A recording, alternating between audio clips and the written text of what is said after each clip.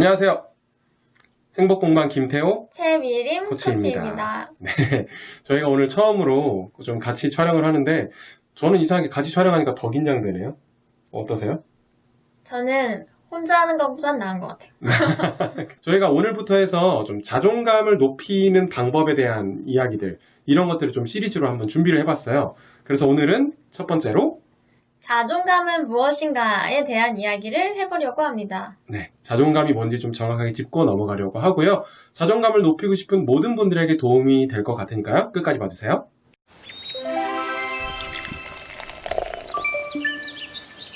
자존감이란 단어를 요즘 많이들 사용하시죠? 근데 보통 자존감이란 단어를 뭐의 줄임말이라고 생각하실까요? 제가 그동안 코칭하면서 만난 일반 고객분들하고 좀 대화를 나눠보면 자존감을 자아 존중감의 줄임말 또는 자기 존중감의 줄임말 정도로 생각을 하시더라고요. 그래서 제가 좀 인터넷에 찾아봤어요. 찾아봤더니 유튜브에서 설명하시는 어떤 분도 똑같이 그렇게 자아 존중감의 줄임말이다 이렇게 설명하시는 분들이 계셨어요. 그렇다면 자존감이란 건 도대체 뭔가요? 사실 자존감은 자기 존중감 또는 자아 존중감 이거의 줄임말 뿐만 아니라 하나가 더 있어요. 자기 효능감. 그러니까 자존감을 자기 존중감의 줄임말이다 라고 이해를 해버리면 자존감의 절반만 이해를 하게 되는 거죠. 자기 존중감과 자기 효능감의 줄임말이라면 자기 효능감이란 무슨 뜻인가요? 일단 자기 효능감에 대해서 설명하기 전에 왜 자존감을 자기 효능감 플러스 자기 존중감으로 보는지부터 우리가 알아야 될 것 같은데요. 이거는 누가 제일 먼저 얘기를 하셨냐면 너세니얼 브랜든이라는 이제 심리학자가 계세요. 근데 이분이 자존감을 가장 처음으로 발표하신 분이세요. 자존감이라는 개념을 제일 먼저 도입하신 분. 그래서 이분이 뭐라고 설명하셨냐? 자존감은 자기 효능감과 자기 존중감의 합이다. 이 두 가지를 합쳐서 자기 존중감으로 이해를 해야 한다. 라고 설명을 하셨어요. 그래서 이제 저도 그 개념으로 설명을 하고 있는 거고요. 그 안에서 이제 자기 효능감만 좀 따져보면요. 자기 효능감이라는 것은 우리가 삶 속에서 어떤 도전에 직면했을 때 필요한 기본적인 어떤 자신에 대한 믿음이에요. 그리고 어떤 자신이 과정을 수행해 나갈 수 있다는 그런 것에 대한 믿음인 거죠. 개념이 조금 쉽지 않은데요.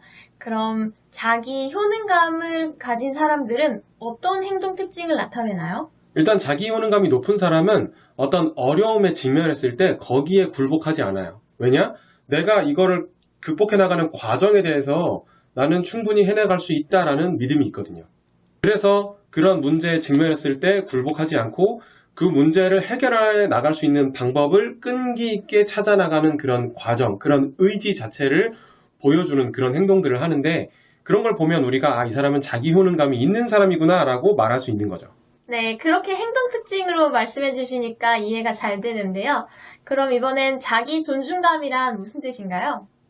자기 효능감에 이어서 자존감을 구성하는 두 번째 요소, 자기 존중감입니다.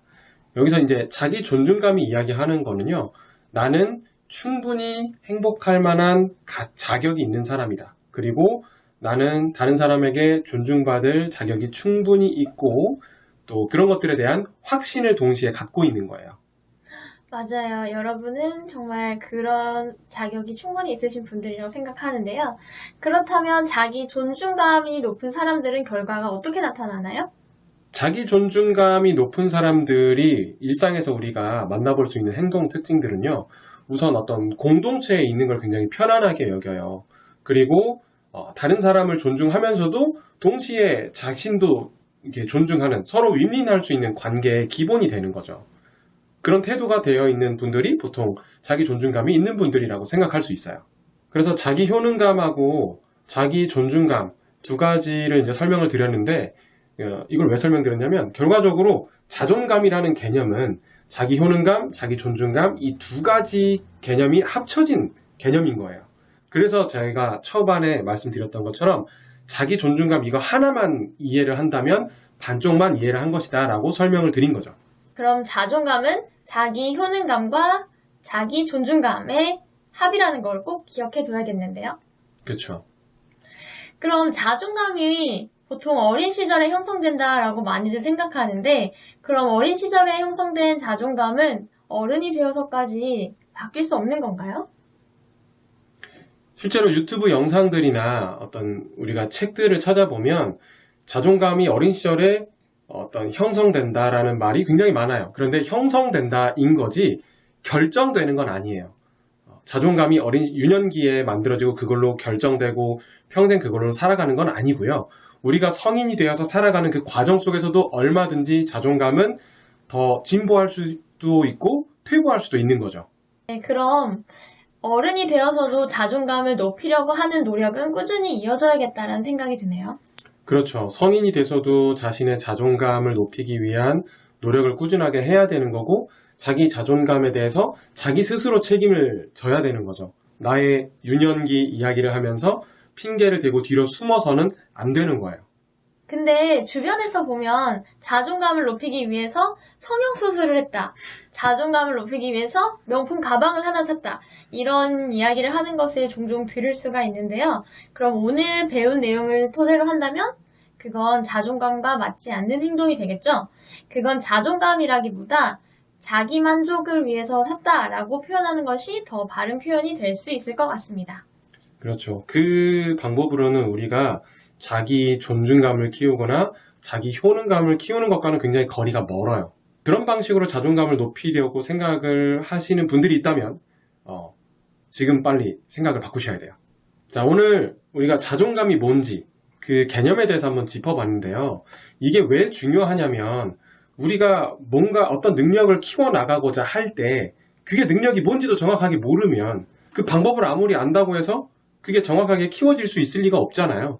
그러니까 뭔가를 키워내고 싶으면 제일 먼저 알아야 되는 건 그게 뭔지부터 알아야 되기 때문에 그래서 우리가 이 다음에 자존감을 키워나가는 방법에 대해서 논의하기 전에 한번 자존감의 개념을 정확하게 잡는 시간을 가졌습니다. 이번 시간에는 자존감에 대한 용어에 대해서 이야기를 나눠봤는데요. 그럼 다음 시간에는 더 유익하고 좋은 영상으로 만나 뵙도록 하겠습니다. 네, 감사합니다.